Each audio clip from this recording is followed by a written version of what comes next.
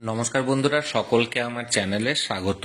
রাজ্যের সমস্ত ধরনের রাজ্য সরকারি কর্মচারী এবং পেনশনারদের ডিএ সংক্রান্ত বিষয়টি এই মুহূর্তে সুপ্রিম কোর্টে বিচারাধীন অবস্থায় রয়েছে এবং সুপ্রিম কোর্টে বিচারাধীন অবস্থায় থাকাকালীন এই ডিএ কেস নিয়ে এই মুহূর্তে একটি অত্যন্ত গুরুত্বপূর্ণ আপডেট বা খবর বেরিয়ে এসেছে।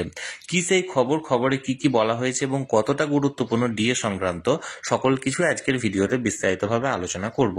ভিডিওটি সকল ধরনের সরকারি কর্মচারী এবং পেনশনারদের জন্য অত্যন্ত গুরুত্বপূর্ণ, তাই প্রথম থেকে শেষ পর্যন্ত অবশ্যই ধৈর্য সহকারে দেখবেন এবং ভালো লেগে থাকলে অবশ্যই একটি লাইক করবেন এবং সকলের সঙ্গে শেয়ার করবেন।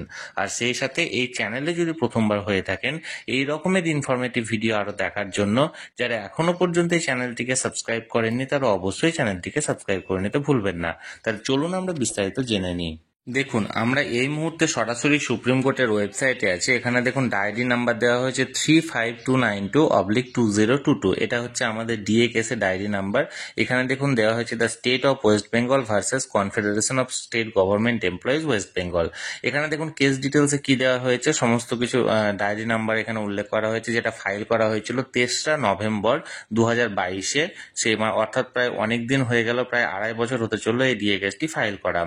এবার এখানে দেখুন প্রেজেন্ট বা লাস্ট লিস্টেড ওয়ান হচ্ছে 7 জানুয়ারি 2025, অর্থাৎ গত জানুয়ারি মাসের 7 তারিখ এই এটা অর্থাৎ এই শুনানিটা উঠেছিল, ডিএ কেসের শুনানিটা কাদের এজলাসে উঠেছিল দেখুন, মাননীয় বিচারপতি ঋষিকেশ রয় অ্যান্ড মাননীয় বিচারপতি SBN ভাট্টি, এই দুজনের এজলাসে এই ডিএ কেসটি উঠেছিল। এবার এখানটায় দেখুন স্ট্যাটাস পেন্ডিং আছে এবং tentatively case may be listed on 25/3/2025, অর্থাৎ আগামী 25শে মার্চ 2025 এই কেসটি আবার শুনানির জন্য উঠতে চলেছে।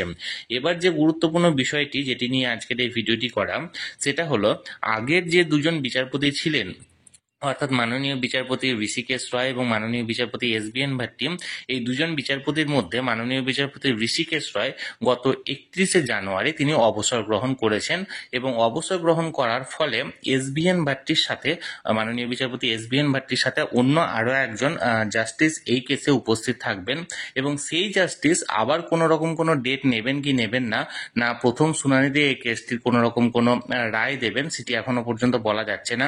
তবে এই কেসের যে পুরনো যে সমস্ত অভিজ্ঞতা আছে সেই অভিজ্ঞতা থেকে মনে হচ্ছে যে যেহেতু নতুন বিচারপতি আসতে চলেছেন, সুতরাং 25/3/2025 এই কেসটি শুনানির জন্য উঠলেও আশা করি আবার পুনরায় পেছানো হতে পারে এই কেসটির ভবিষ্যৎ।